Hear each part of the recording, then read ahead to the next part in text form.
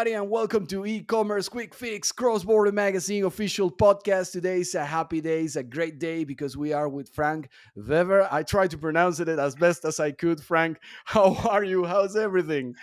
Yeah, doing good. Thank you very much. Happy to be here. It's a pleasure to have you with us, Frank. Frank is the Global Business Development Manager and E-com and Omni-channel Commercial Manager for DSV. Please, could you tell us a little bit more about yourself, your background, and what is DSV? Let's start from the very beginning. Where want to start? We want to start with DSV, or are we going to start with the boring part myself? Let's start with yourself. Let's start from the very Right. beginning, and then we will move into DSV. So as you said, I'm responsible for ecom within DSV. A lot of things, as I can see. You're responsible for a It's lot of things. a mouthful, but in general, let's keep the focus on ecom because that's mostly what we're busy with, and that's pretty much my whole background. I'm always been active within e-commerce over about 2 decades. I'm working on that from working for a web shop, transferring into the the more warehousing part of it at a carrier part, PostNL, which I've been with over 12 and a half years. And after that, I stepped into fulfillment, e-fulfillment, and now made the step into the colossal DSV, which wants to set up a more e-com friendly setup compared to what we already are doing in a more contract logistics kind of way. Now let's for maybe there is a few people out there that doesn't know DSV. I don't think so, but maybe for the people that doesn't really know what is DSV, let's give them a little brief on that. So yeah, we've been a lot in the news lately because of the takeover we did Yes. with DB Schenker, which caught us a lot of news.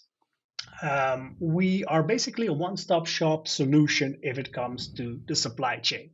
We are able to facilitate picking up goods in whatever country you decide on to producing these goods, hauling them to the country closest to your customers or final end users.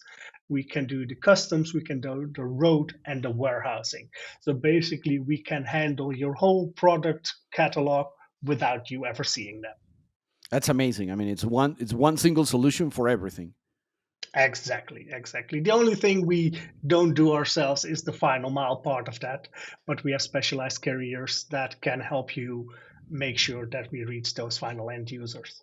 So at the end of the day, even the last mile, you have it covered somehow. I mean, not by yourself, but by another network of people. Exactly. Well, We keep that's that to the specialists. That's great. That's amazing. But tell us a little bit more about this fusion between Schenker and DSV, or actually DSV acquiring Schenker, because I will be that will the proper terminology. Yeah. It's we bought them. That's simple So as that. it's yeah, that's as simple as that.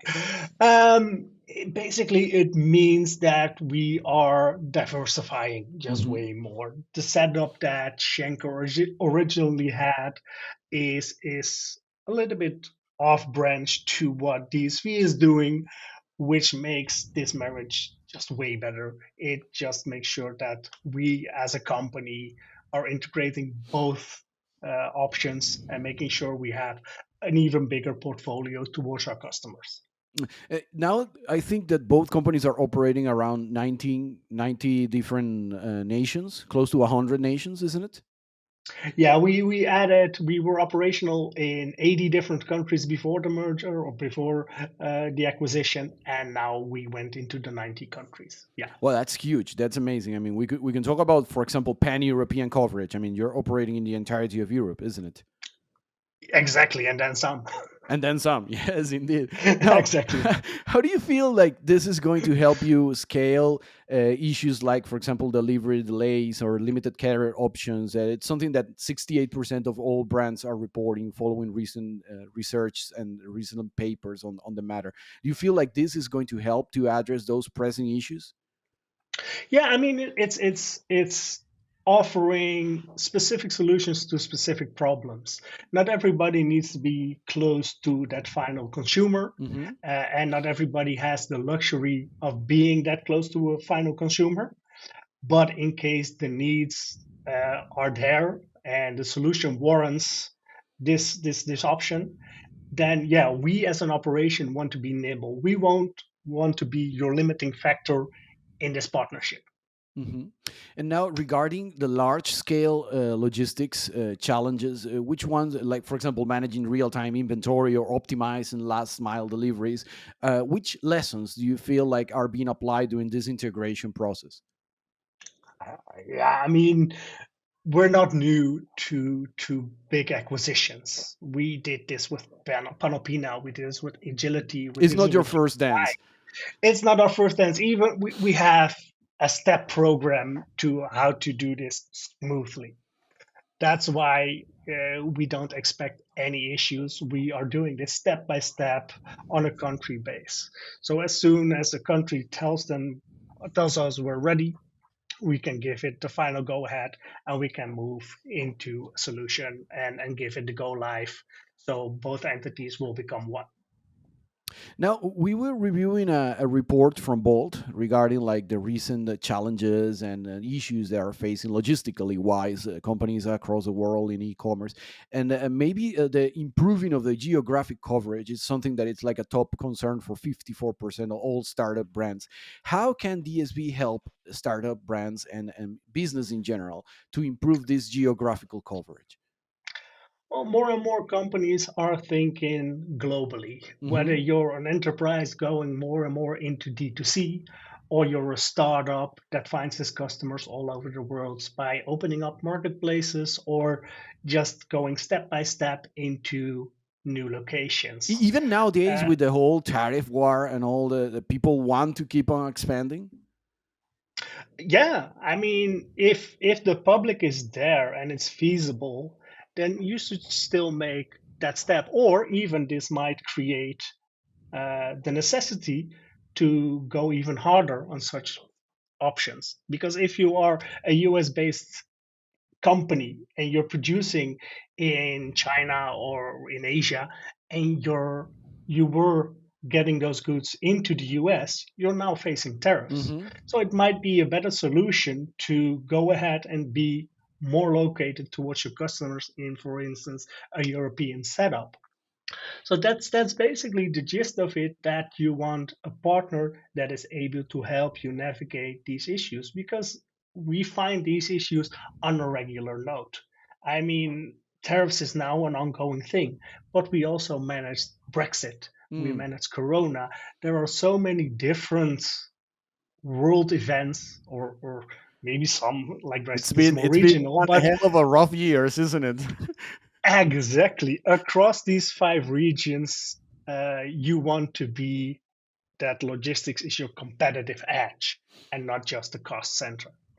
So, if a startup brand or maybe a consolidated brand wants to reach out to a company that will help them break into new markets and have their whole logistic operation control, they can reach out to DSB with ease of mind that it's going to happen. I mean, you're going to provide full support. Yes. I mean, of course, there are segments that might not be the exact best fit, and we will be the first one to tell you. Uh, but we have different solutions for different companies, whether that's expecting us to go in house, whether you expect us to work on your specific WMS, or you're just an e-com web shop that wants to extend into another continent. We have different solutions for different companies, or we could even make sure that those bigger enterprise clients have e-commerce hubs, satellite locations that make sure that they are even closer towards their final customer.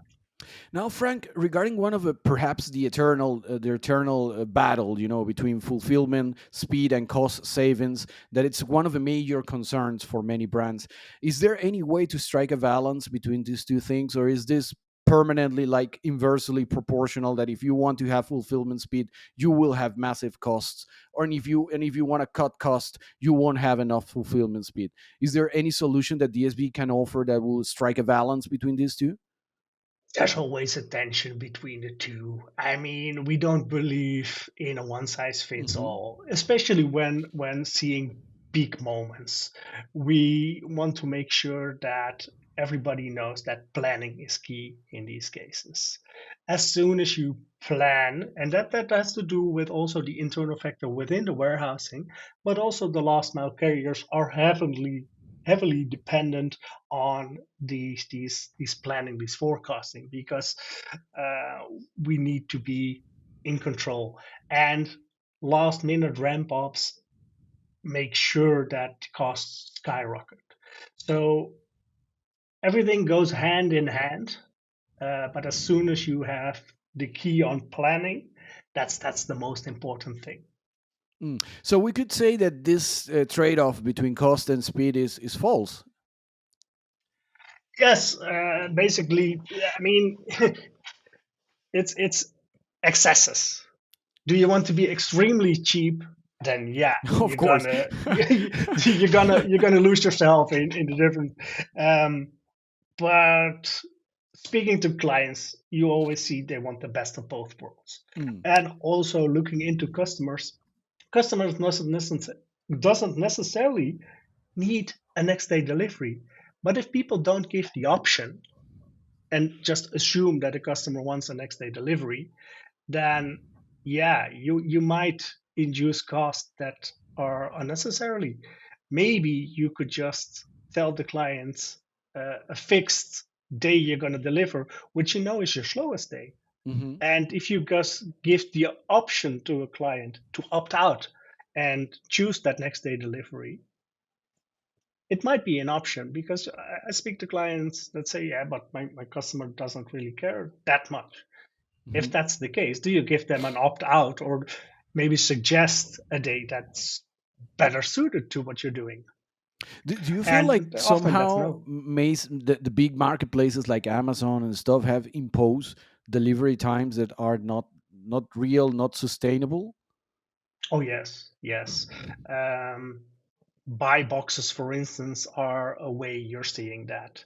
They take a few parameters and decide who's going to get that buy box, those top positions. Hmm. Um, While for me as a client, delivery next day might not necessarily be the most important thing.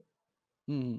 I Hmm. might want a client that's better on returns, or uh, is there for me when there's an issue, Hmm. Now we or did. is better in the tracing. Because if you look at when can I expect the parcel, if that's the same as just ordering a normal cab versus an Uber. If I Exactly. can see where it's coming, it's it eases the waiting time. Yes, yes, it makes them more at ease, more prone to wait for longer Exactly. periods of time without any problems. Yeah, that's true. Now, that you have a massive experience on logistics. In your opinion, what is good logistics nowadays? I mean, in this moment, and let's dive a little bit more about this dichotomy between contract logistics and e-fulfillment. Which one will be like the correct approach? Well, let's dive into the first part of your question. Good fulfillment is, as we just said before, being visible. If people know what's happening, Hmm. then they are more patient, and the experience goes way better. And you need to be flexible in-house and with your carrier options, because it could be kind of frustrating when you just ordered something and it's with a carrier that's on strike, Hmm. or people that are just missing out on you. So these kind of things could help acquire that feeling of good fulfillment. Then you're seeing also that we're having the two segmentations of contract logistics and e-fulfillment, and these two are being used interchangeable. Well, there's a significant difference between the two of them. If you look at contract logistics, it's more a long-term commitment with complex operations and complex flows. That's for the long term. Looking into e-fulfillment, which is more uh, a simplistic something, because you're ordering usually one or two things that are going into a box and being shipped off. So it requires, or the importance is there more for speed, agility, the scalability, Hmm. because the amounts of customers I'm speaking that are growing like 20, 30, 40%, if they are doing their own business, try to keep up a landlord that can fulfill those needs on that expansion. So these kind of companies see that as a big thing, the scalability of it all, the easy return solutions, or working with marketplaces. These are things that are more important on the e-fulfillment part. Mm. So, and maybe helping them achieve getting those buy boxes so they can generate even more revenue. These are the differences, and just jumping into them, making sure that you understand which segment we are operating into, and making sure that you fulfill these needs within each of the columns we're talking about. Mm. And do you feel like there is a specific kind of client or a specific kind of business that will benefit more from one format than the other? Yes. I mean, as soon as you are working with a B2B, B2C operation, this already tends to be moving more to the contract logistics side Hmm. because you're adding flows. You might be selling something into a postal solution, you might be selling something into a parcel solution, but you might be also selling then pallets, and maybe pallets even overseas. So these a typical e-fulfillment company doesn't have much pallet shipments. Um, so all of these things, making sure that it's more complex, and you're seeing that then you're going towards more of a contract logistics side. Mm. Now, for people that doesn't know about that, DSV is huge. I mean, I was recently doing a road trip in Spain. I went from Madrid to Galicia, which is the upper half of the entire country. It was like 8 hours with a motorcycle, and I stumbled across multiple trucks, like these huge six wheelers from DSV, moving all around the way. You know, it was like constant stream. You find one every half an hour. It was amazing. Now I know that besides those trucks, you also have airplanes and you have shipping by sea. So this is a land, air, and sea operation. How do you handle this? I mean, this is extremely complex. Yes, this is extremely complex, but I mean they're all still segments. So we Hmm. have specialists on each of these different companies. There's a strict dividance between them. Then making sure that when you are big enough, um, that you need a centralized team, we always will have a global account director that's in the lead, and making sure that they have your benefits. So that's keeping specialists doing their work Hmm. and having somebody providing an overview.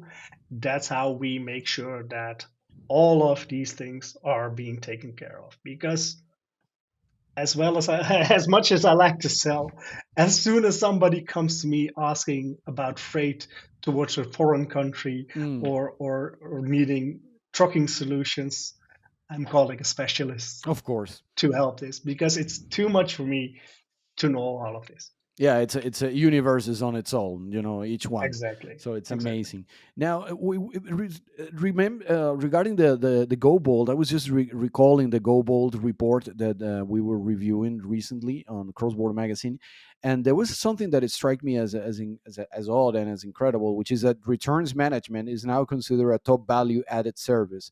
Roughly 52% of the brands believe that, and it makes sense. I mean, in this e-commerce world, Sure. returns are a constant common thing. Now, how can you help brands and businesses to handle this return management in an efficient, structured way that makes them fraud resistant? Because there is a fraud issue here all around the returns. Yeah. So It's a complex thing, isn't it? there can be a layered answer. If what we can do, if you go specifically into the fraud part of it, Hmm. it's really important that every parcel is seen. We are doing this for a few enterprise clients, and we are opening up all of these parcels because we have a grading solution, we have repair solutions, and also we have people for certain fashion articles that are able to detect fraud. So if somebody is sending back some knockoffs, we have people that are able to have that brand identity and to exactly know what's what. But you always have those people that think, oh, this is just a weight game. So if I dump enough garbage into a parcel that matches the weight, I'll get refunded. Well, they're in for some bad news. It's not They gonna will work. be flagged and they will be notified towards the selling party. Um, Also, looking into the return proposition, proximity is really important. We want to give clients the possibility to have a local in feed and determine to them what's important. Because if you are selling goods that are scarce, you want them back as soon as possible, and then you might be able to pick up the check. It's another cost versus relevance. Hmm. How fast do you want something back? If it's something a never out of stock item where you have 20 lying around in the warehouse, then you might say, okay, let's take some more time and bundle these shipments into a There is consolidated no hurry in return. that case. Exactly. So yeah, we do have possibilities to help out and make it less of a cost because returns are always a cost, Mm.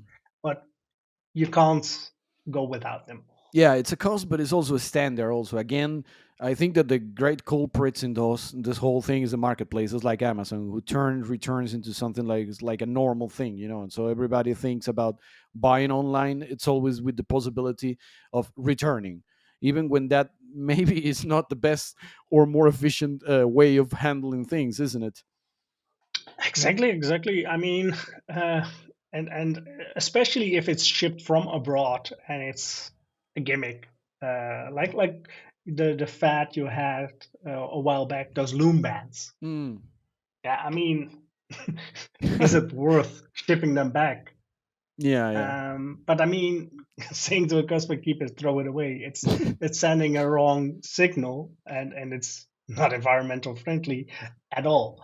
But I think it's good idea for people to make sure that they diminish returns as much as possible. If a fashion company, for instance, sees somebody ordering a size S, M, and L, that they pick up the phone and call and Mm. tell them, well, we're seeing you order three different things. Do you need some help determining your sizing? That's a sensible Be- way of doing it. and a cost effective way as Yes. well. I mean, it seems that it might be an expensive task for somebody having to call all these people, but if you just take into account the shipping out, the shipping in, that's already a big cost, and then the whole grading part that needs to come after it, the chances of disappearing of a parcel or getting damaged, and then the whole payment back towards the client. I mean, these add up. I mean, I can't imagine that just making a call would be uh, would be more expensive. Yes, yes, indeed. Now, regarding tech integration, especially real-time inventory tracking and last-mile performance monitoring, what is DSV offering in that regard? Yeah, so we make sure that we are monitoring these. We have a Power BI set behind all of these data, so people can chop in all kinds of ways, see heat maps of where they're shipping, seeing the performance, and how long it takes for a parcel to arrive, So they how can long it rest takes assured that everything is traced, everything is controlled, if it needs to be traced, if it because needs to be sometimes traced. we have clients that say, okay, it could be a postal solution because we are selling items that necessarily don't warrant a parcel shipment that needs to be tracked. But Hmm. I mean, we abide by a client's wishes. So as long as the client has the need for it to be tracked, and internally everything is tracked because everything is coded, then yes. Now, do you feel like which one will be like the most, or the one the trend that it's becoming the dominant trend in logistics nowadays in 2025? Whew. I think we will see more and more global expansion Hmm. still. I mean, upcoming markets from all kinds of solutions. So, and also the companies, the big will get bigger. So that means smaller companies will be more niche companies. Um, so yeah, interesting times because people still are looking for the best value proposition. And if somebody sells a pair of shoes and the big company sells also a pair of shoes, and there's a $10 or €10 difference, then yeah, what's the value add Mm, for somebody that says, okay, I'm going to ship it from localized instead of maybe a different part of the world? I mean, it all has to do with, again, accessibility. Do I need that pair of runners tomorrow because I am having a race? mhm. Or am I willing to wait 3 days so it's shipped from another country where somebody might be able to operate cheaper? Mm. What about automation? What do you feel about that? Because it's a trend that it's been pretty dominant recently. Well, not so recently, but for a while already. You know?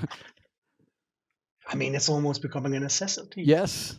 That's a thing. We already have a big catalog of all different types of automation in all types of price ranges, from shuttle systems to maybe just robots that are Hmm. able to just go up to people with some goods demand. Um, but it still needs to serve a purpose. Okay. Automizing because of the sake of automation isn't the way to go. I mean, it looks snappy. If somebody's up and into a warehouse and sees all these robots flying around, yeah, I love to show It that to looks cool, people. isn't it? But it's not always necessarily cost effective. Say, for instance, I'm selling makeup, small makeup thingies, and I'm having a bin operated system. Then it takes a lot of lipsticks to fill up the bin to the rim. And if I'm just filling it halfway, it's still a waste of space. Mm. So then I might be able to put it on a shelf that's more specified to the needs of a product. Hmm. So yeah, it's these things need to be taken into account, and automation is important because people are getting scarce to because we're yeah, it's I mean in every country almost it's a problem to have the right amount of people, but sometimes there's still the better option than just automizing for the sake of Mm. automation. Hmm. So it's not a thing of just doing it by doing it. You know, it has to make sense.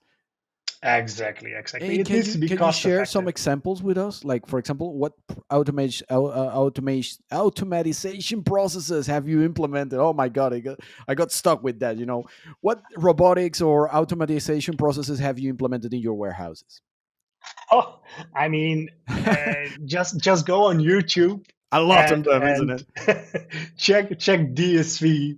You will see clips of auto stores, of Knapp shuttle systems, of locust spots, of ASMRs. So it's automation in Uh, all levels. I mean, it's like it's warehouse logistics or even loading and unloading of trucks and stuff. also, yeah, I recently saw that we are working with automated fork trucks Wow. that are able to unload trucks.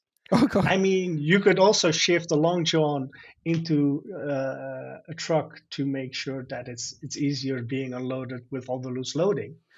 But I mean, you got these spoons that are able to unload a truck in a single haul.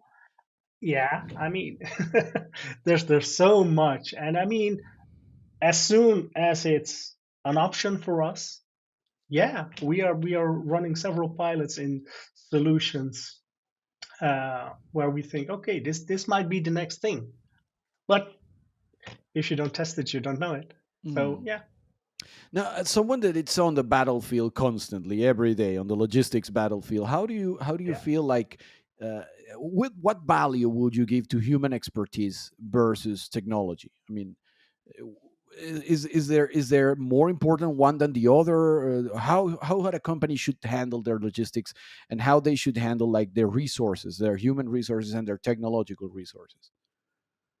I mean, I think people that are listening experience this on a daily level as well. Sure, you could ask um, ChatGPT for what are the greatest things to do on my next vacation spot, and you will get a summary of things that could be found by just simply googling. Um, but you're not gonna ask ChatGPT what's the best recipe at at the restaurant over there, because that requires a whole different approach, Mm, and it's more personal. So as soon as it's just simply repetitive things, then I would say automate. mm, As soon as it gets a little bit more difficult, like grading goods, repairing goods, then yeah, you still need people to show you the way. hmm. Correct. I mean, I totally agree on that. I mean, there's still a few things so far. I mean, not maybe not for long, but there's still a few things that we can do better than AI. It's a slippery slope, yeah. It's a We're slippery seeing slope. it Yes. changed gradually. Yeah. Now, talking about the future precisely, Frank, which one do you feel like are going to be the technologies that will have more impact in the future? I mean, the future trends for logistics, of course. If I were to have a glass bowl, then yeah, that would Wouldn't be be nice, isn't it, to know? yeah. I mean, I think we will see the upcoming trend of more and more automation. Um, but I think the interesting thing I'm seeing at DSV as well is that we are creating campuses. That means that we might, if you look at the Venlo area, for instance, in the Netherlands, we have 6 locations in a city, Okay. which means we are able to shift people according to seasonal spikes. Some countries are, or so some companies might be shipping surfing boards, and they have their peak in summer, while somebody else is selling Christmas decorations. They have their focus on a different point. So these locations can benefit from each other by just simply shifting people, making sure that we don't need to dive into all these temp agencies, and we have people with commitment on uh, with the company. So the more interest there is from of an employee, the better a job gets done. I Mm, mean, there needs to be a certain level of ownership. And I think working with these campuses together with automation is something we will see ongoing. mm. Now, Frank, finally, if you have to choose only one competitive advantage for DSV, the one that you will say to anyone willing to become a client or to become a partner with DSV, which one will that be?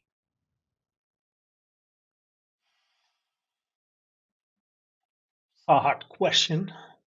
Um, I would say the people. We have so many great people that are really interested in what they're doing, forging relationships with people. I mean, automation and technology, everybody can acquire that. Everybody there's this. It's all in all, it's a hygienic factor because you all expect to be picked, packed, and shipped, and to be done exactly so a customer has the greatest experience. And at that point, just people that understand you, that understand your business, can help you find problems, create a partnership. I think that's the most important thing. And it hooks exactly into that one stop solution we are able to provide. So, yeah, I would say people in building the partnership.